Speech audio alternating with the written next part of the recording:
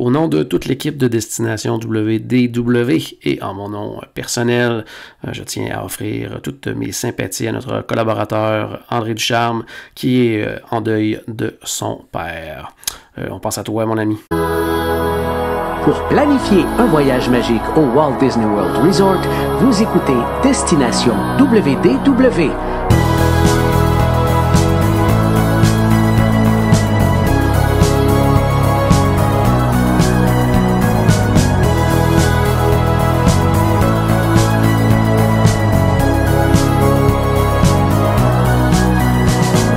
Et voici votre animateur et ami personnel de Mickey, Jean-Philippe Paré. Bienvenue à Destination WDW et un gros merci pour le téléchargement pour les gens qui nous écoutent en audio. Bienvenue à tous les gens qui nous regardent en version vidéo. On poursuit notre belle route vers le 50e anniversaire du Walt Disney World Resort et avec moi, mon ami Michel. Salut Michel! Salut Jean-Philippe et salut tout le monde qui est à l'écoute avec nous. Très content de vous retrouver encore aujourd'hui. Hey, on change de décennie, on est rendu en 2010, le décompte. Là, on est plus que proche là. Oh, oui, on s'approche, on s'approche. Hey, on débute l'année en fait par une fermeture d'attraction, c'est du côté de Disneyland, pour préparer le retour par contre d'une ancienne attraction, Captain EO. Yeah! Alors c'est le 4 janvier, on a décidé de Honey, I Shrunk the Audience. Alors non seulement il a tellement rapetissé l'audience qui a sorti du théâtre, parce qu'on voulait ramener justement, comme Jean-Philippe l'a dit, à cause du décès de Michael Jackson. Je voulais dire Michael Eisner, je suis désolé. C'est correct aussi. Bon, ok, alors Captain EO qui revient pour cet hommage-là. Alors c'est le 23 février que Captain EO prend place au Tomorrowland Theater en Californie. Et on a suivi tout de suite en juin, Disneyland Paris a fait la suite, même chose. Tokyo Disneyland a fait la même chose. Et le 2 juillet, c'est arrivé à Epcot aussi. Alors, c'est pas dans tous les parcs, mais généralement, là, on fait ça. Puis c'était un bon retour, c'était le fun. Puis ce que j'ai trouvé, ils vont dire encore...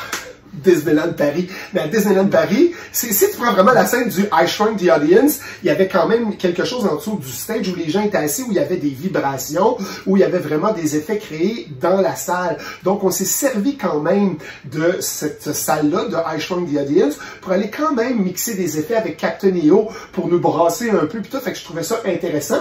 Je peux pas vous dire, je sais pas s'ils l'ont fait dans tous les autres parcs. Oui, mais à Disneyland Paris. Du côté de la Floride, oui, là. C'est plus à Disneyland Paris. Le théâtre est quand même plus récent. Effectivement. Non, mais c'était vraiment un beau rappel. Puis j'ai trouvé ça bien que Disney fasse... Bon, à ce moment-là, on connaît pas toute l'histoire de Michael Jackson. Ouais. Mais quand même, il méritait qu'on ait un petit retour sur... Puis ça a fait du bien à tous les fans de revoir Captain EO. Michael qui, des fois, s'amusait à se déguiser pour aller à Disneyland, pas se faire reconnaître parce que c'était un grand fan du parc d'attractions. En fait, c'est également en 2010 que le Disney Vacation Club révèle le nom de son nouveau complexe à Hawaï. Oh oui, Hawaii, Disney Resort and Spa. Mais vous devez savoir, on en a parlé un peu plus tard quand ça va ouvrir en 2011. Là, on est quand même, on est quoi? On est en 2010, ça va être l'année prochaine, je vais vous en parler. Mais c'est juste pour dire que c'est orienté plus vers la détente et, tu sais, les petites excursions. Mais on en parlera plus tard. Mais à part les glissades d'eau, là, on n'a pas un theme park en arrière. Non, c'est vraiment pas du tout. Faut vraiment penser à ça. Parfait.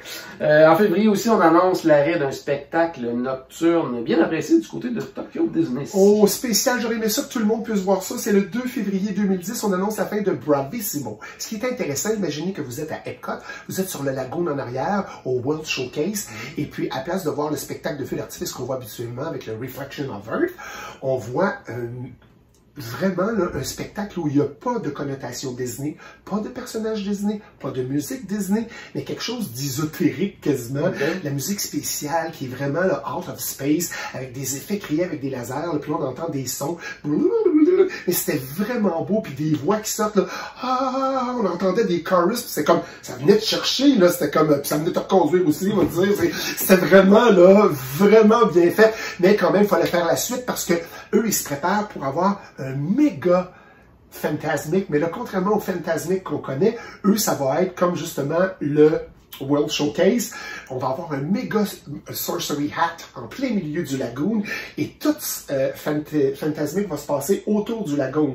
Alors tu peux te promener n'importe où comme dans le World Showcase et tu vas avoir des écrans pour pouvoir les projeter, le Fantasmic et le méga Sorcery Hat où qui est c'était une scène parce que le pic descendait, les personnages sortent au bout, c'était une plateforme, imaginez que le pic, mais le pic il est pas gros comme ça à la fin, c'est un stage pour rentrer au moins 3-4 personnes. Fait que tu avais toujours le bout qui descendait, un personnage qui apparaissait, et puis tout le long, c'était tout en LED, alors tout était projeté sur le Sorcery Hat, c'était magnifique. Alors ça, je suis obligé de dire, parce qu'on n'a pas eu à Disneyland Paris, mais Fantasmic, une nouvelle façon de le voir, c'était à Tokyo Disneyland, il fallait le voir, puis ça valait vraiment la peine, c'est toute une production. Parfait. Toujours en février, Disney annonce le déménagement d'une grande parade nocturne, en fait la plus populaire de toutes les parades. Et certainement Disney's Main Street Electrical Parade, c'est vraiment qu'il va quitter California Adventure pour revenir au Magic Kingdom. C'est comme, wow, on est content de la revoir. Elle va traverser les États-Unis, puis elle va venir se replacer pour faire des heureux dans le parc. Là, on a vraiment des malheureux parce que tout le monde, c'est comme, oh là, ça a fini là, puis là, les autres, ils l'ont eu jusqu'en septembre, puis tout le monde chicane pour là. Chicanez-vous aussi pour avoir Pain the Night, là, tu sais, là, je veux dire, il y en a d'autres parades, mais écoute, c'est quand même spécial. Ce que vous devez savoir, on parle aussi un peu en arrière de la magie, puis Jean-Philippe peut vous le dire parce qu'il les a vus backstage. Quand c'est magique, quand tu vois ça, là, mais quand tu le vois backstage, puis que tout est éteint, tu peux pas t'imaginer que c'est vraiment, c'est sur ça qu'on tripe sur Main Street Electrical Parade. Et écoute, c'est pas la même chose. Puis j'en parle juste parce que je sais qu'il y a des backtours, puis vous pouvez les voir en arrière. C'est pas tout à, c'est privilégié que vous ayez vu ces flots-là, parce que c'est pas tout le monde qui les aurait vus. Sur ce retour-là, là, vous avez vu plein de personnages que vous deviez pas voir. Et en dessous du château, il est arrivé plein de choses. Mais t'es chanceux. Oui, vous avez été très chanceux. Moi, j'aurais été très choqué, mais pas choqué, mais je veux dire, qu'est-ce qu'ils font là, eux autres? Bye, bye, bye. J'étais content, par exemple, parce que Jean-Philippe m'avait dit, ah, j'ai vu un peu ce que tu dis, parce que j'ai vu des danseurs répéter, puis j'ai vu ci, puis j'ai vu ça. Fait que ça rappelle un peu qu'est-ce qu'on fait, parce que des fois, c'est comme on the spot. C'est vite, on répète un petit bout de site, ok, on fait ça, on fait ça, on fait ça. C'est super le fun. Mais effectivement, tout ça, on parlait pour Main Street Electrical Parade. Bon retour. Super. Côté cinéma maintenant, une nouveauté de Tim Burton, c'est Alice au Pays des Merveilles. Oh, vraiment, parce que là, on est dans le drame d'aventure fantastique, on est content. Johnny Depp est là, puis c'est lui qui fait le chapelier. Quel chapelier! C'est magique, il est exceptionnel. Il y a Anne Hathaway aussi qui est là, qui va affronter la Reine de Cœur. Mais on est super content de l'enveloppe visuelle. C'est vraiment génial. Et on fait une première à Londres, parce que Alice au Pays des Merveilles, c'est à Londres que ça se passe. Alors on a fait en grand, puis on a fait la première à Londres. Mais on a quand même des critiques à cause des liens narratifs, là, tu sais, l'histoire, puis comment c'était parlé, les dialogues qui sont là-dessus. Fait que, mais malgré que c'est quand même critiqué, il y a eu beaucoup de nominations aux Golden Globes, aux Oscars, plein d'affaires comme ça, parce qu'ils ont quand même gagné meilleur effet, les costumes, il y a plein de choses qui ont gagné. Et Alice dépasse quand même les ventes. C'est le 5e film le plus rentable de tous les temps de Disney parce qu'on a passé le billion de dollars. Là, c'est plus dans les millions, c'est plus dans les milliers. C'est le 5e film le plus rentable de tous les films Disney, toutes catégories confondues. Alors, bravo au retour de Tim Burton. C'était comme, wow, quel bel éclaté. Toi, as-tu aimé ça? Ben, moi, j'ai eu de la misère aussi dans les trames narratives, là. Mais, non, mais c'était bien justement au niveau des décors, tout ça, effets visuels. C'était quand même impressionnant. Puis c'était le fun de voir justement, on sait à quel point Tim Burton est un personnage éclaté, l'univers toujours incroyable. C'était le fun de voir les deux se mélanger ensemble. Je trouvais que c'était une belle idée de lui demander à lui de faire. Vraiment, vraiment. Puis Johnny Depp en chapelier, très très bon. Nouvelle fenêtre, en fait, sur Main Street USA Disneyland, là, pour célébrer une personne en particulier. Oui, ben, la personne, en fait, parce que le 11 mars, on va parler des compositeurs, parce qu'il va y avoir une fenêtre pour les frères Sherman. Alors, c'est Richard et Robert Sherman qui vont être gratifiés. Selon moi, ça ferait longtemps. Il aurait dû être à l'ouverture du parc, des fenêtres devraient être là, c'est quoi ça? Alors, tu sais, je veux dire, il y a plein de légendes qui occupent le Main Street, mais eux autres, là, wow! Tu sais, on parle des thèmes, le thème de Small World, que vous arrêtez pas de chanter que toute la journée quand vous êtes sortis de là. On a parlé dans un autre épisode, Zippity-doo-dah, zippity, tous les thèmes qu'on a dans Mary Poppins, Chim-chimney, Supercalifragilistic, on les a toutes. Alors, tous ces thèmes-là, c'est comme, wow, c'est eux autres. Ils ont combiné tellement de belles choses pour dire des thèmes accrocheurs qu'on appelle. Ils en ont une liste parce que là, on pourrait faire juste un épisode sur les frères Sherman, puis descendre toutes les tunes, puis en parler, puis ils ont toute une petite histoire à travers tout ça. Mais un régal, on en a parlé. Saving Mr. Banks, on parlait de l'histoire de Pamela Travers qui voulait pas vendre les droits de Disney pour Mary Poppins. Dans ce film-là, les deux frères Sherman sont là. Fait qu'on voit comment ils travaillaient, qu'ils faisaient une petite gugus, puis là, ils jouaient de la musique, puis qu'est-ce que tu penses à ça? Puis ils étaient là le soir, le parc est fermé, pas le parc, mais les studios, eux autres sont encore là de nuit. Fait qu'on voit un peu comment ça s'est passé. Fait que je vous dis, Saving Mr. Banks, c'est pas juste l'histoire de... On a quand même l'histoire des studios Disney à travers tout ça, puis comment ça se passait avec des personnages que l'on connaît. Je vous suggère d'aller les voir. Ouais. Puis pour les gens qui sont abonnés à Disney+, il y a également un excellent documentaire sur les frères Sherman, disponible sur Disney+, donc je vous le recommande fortement. Yeah. 2010, Disney est aussi en deuil parce que c'est le départ de Davy Crockett. Oui, le 18 mars, à 85 ans, on parle de Fess Parker. C'est un personnage mythique parce que au-delà de toutes les characters de Disney, au départ, quand il faisait ses émissions Disney à la télé pour dire le parc va ouvrir, puis les émissions, on avait Davy Crockett. C'était le personnage que l'Amérique avait adopté. Les Américains capotaient dessus quand on disait « Hey! » Davy Crockett, il va être en ville en fin de semaine pour signature de je sais pas quoi. La ville s'ameutait autour de Fess Parker. C'est comme Davy Crockett qui est là. Il était là à l'ouverture du parc. Il rencontrait les gens et c'était la princesse Disney du temps. Parce que quand le parc Disney a ouvert, oui, il y a Cendrillon, oui. Quand tu regardes une photo puis tu regardes les characters en 1955, il y en a quelques-uns qui étaient un petit peu épeurants. Entre autres, Mickey Mouse and Minnie, là, je veux dire, c'était pas la meilleure version en 1955. Donc, les gens étaient plus attirés d'aller voir Davy Crockett que d'aller voir les princesses Disney ou tout ça. Alors, c'était un personnage génial. Les Américains le suivaient partout. C'était une identité. Et il donnait des messages aux jeunes, tu sais, il faut faire ça, puis attention, à la fin, il faut faire ça. Il donnait des petites consignes, puis des morales. Alors, les jeunes l'adoraient. Alors, c'était quand même une grande perte, 85 ans, Fess Parker, qui a été le Davy Crockett. On le connaît que par ça.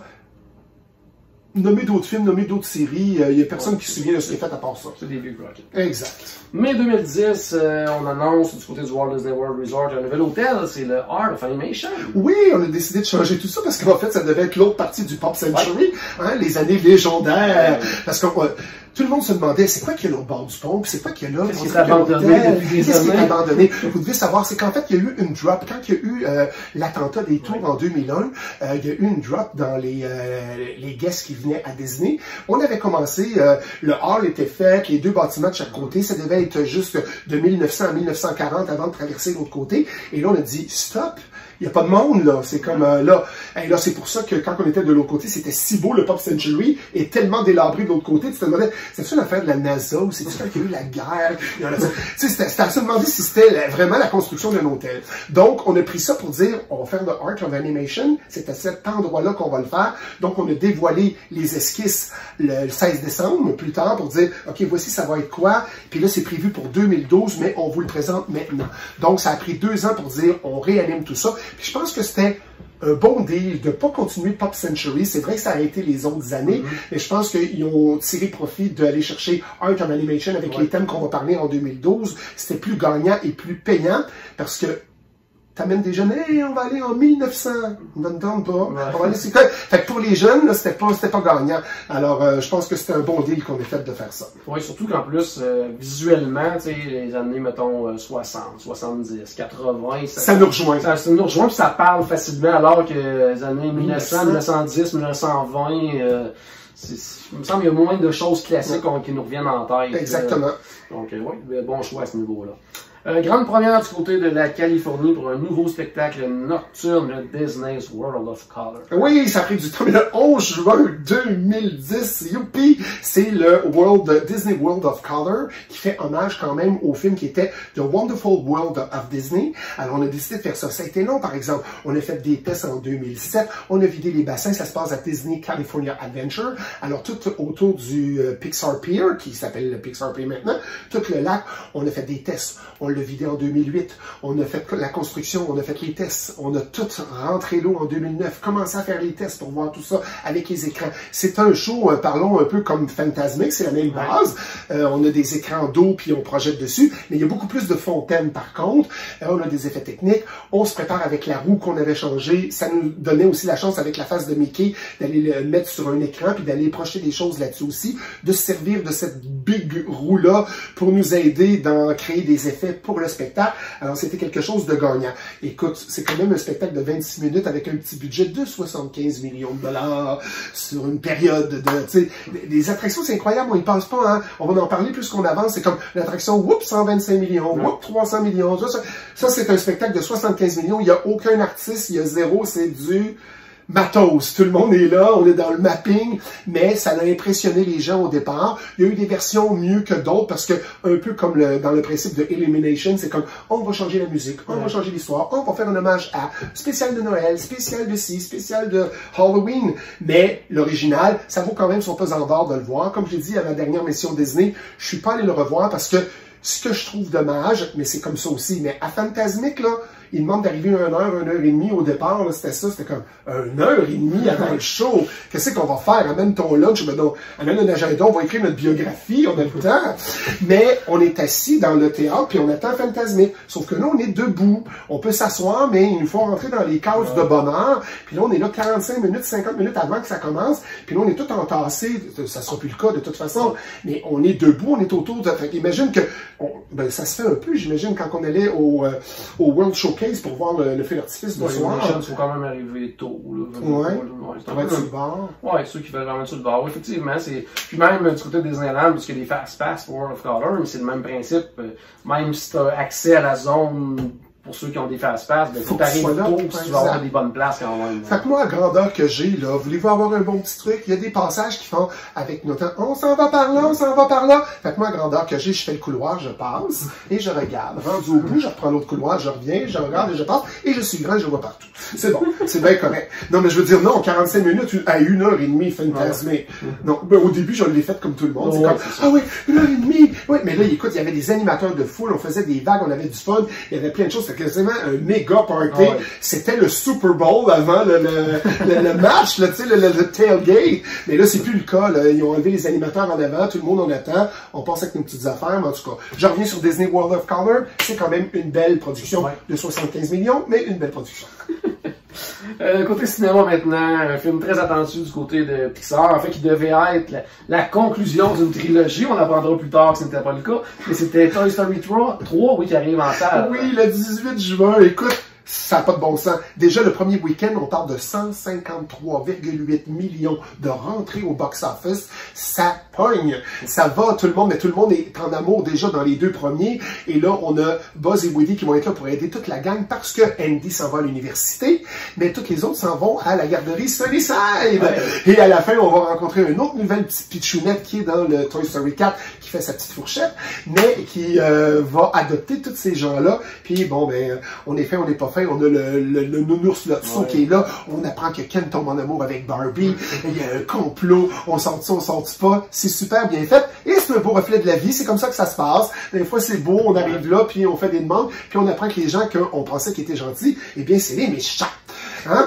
Alors, c'est ce qui se passe dans Toy Story 3. C'est bon, maintenant, du côté des attractions, Star Tours, autant du côté de Disneyland que du Walt Disney World Resort, on se prépare pour un changement. Oui, c'est le 27 juillet 2010, on a dit, on va tout arrêter ça, on a besoin de rehausser tout ça. Je vais vous en parler à l'ouverture, là. Faut vraiment pas que je vende mon punch, là, mais c'est dans le Star Tour, on a dit, on va arrêter, et c'est les membres du club D23 en Californie qui ont dit, bon, on fait le dernier ride, comme Jean-Philippe a fait la dernière ride de Universe of Energy. Alors, on a dit, c'est le dernier, il faut quand même renouveler ça. Oui, on est dans le 3D, c'est bien beau regarder un film, faut accentuer l'histoire, faut qu'il y ait d'autres punch. Comment qu'on va faire ça? Mais là, je le dis pas tout de suite. On va aller dans un autre épisode. Quand on va arriver en 2011, on va vous raconter toutes les nouveautés qu'il y a dans Star Tour, même si vous le savez toutes déjà. Mais il était temps qu'on fasse juste un petit blitz qui a arrêté tout ça pour dire, là, on va renouveler, puis il faut faire quelque chose. Une autre belle surprise côté cinéma, qu'on attendait plus ou moins, mais Réponse, quel succès fantastique. Oui, Rapunzel! Oui, écoute, ça a été vraiment bien médiatisé. On est le 17 novembre. Le film, il est présenté en première. Et en France, quand on fait des premières, si tu es au Grand Rex, c'est la première, tu comprends? Alors, Réponse a été en grande première en France au Grand Rex. C'est une histoire qui est inspirée, bon, c'est des frères Grimms qui ont écrit cette histoire-là. Et puis, tout ce que je veux dire, en fait, là-dedans, c'est que c'est des personnages super le fun, c'est vivant, ça bouge. Là, elle a ses longs cheveux, puis là, il y a des affaires spéciales dans ses cheveux. Fait que là, les méchants veulent avoir ses cheveux, la sorcière va avoir ses cheveux pour garder sa jeunesse éternelle. Elle voit les lanternes, puis là, elle se demande, elle trouve ça beau, mais finalement, les lanternes, c'est pour essayer de la retrouver. Finalement, il y a Flynn Rider qui arrive, notre méchant, mais quand même joli et charmant Flynn Rider, qui est là. C'est comme, wow, c'était une belle... un bel amalgame de tout ça. Alors, il y a une belle critique, les gens répondent tout de suite. Ça rapporte quand même 800 millions le premier week-end, c'est comme au box-office. Pas le premier week-end, mais au total, 800 millions quand même. Ils ont rentré dans leur argent, là, je peux vous dire ça.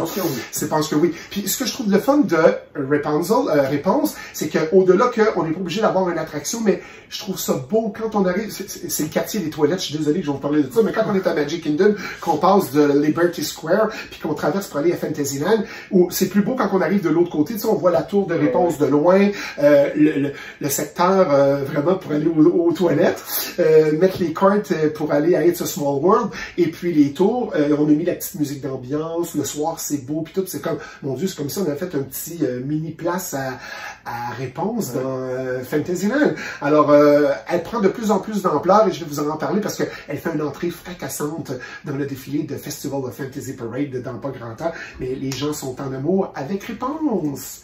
La la la la la la la la. C'est une belle musique, ça!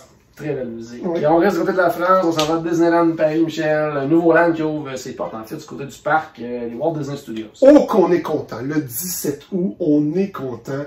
Le Toy Story Playland, c'est pas... puis Playland, appelons-le comme ça, là, parce que c'est le seul, c'est pas Toy Story Land, c'est Toy Story Playland. Et là, c'est comme un bel environnement. On a des attractions, voulez-vous en voilà. C'est le même principe, ceux qui ont fait à Walt Disney Studios, Hollywood Studios, c'est le même principe, on arrive dans un parc, on est à la taille des jouets d'Andy, puis c'est vraiment cool. Mais là, ils ont le karting, c'est vraiment la voiture avec la traque, les traques oranges.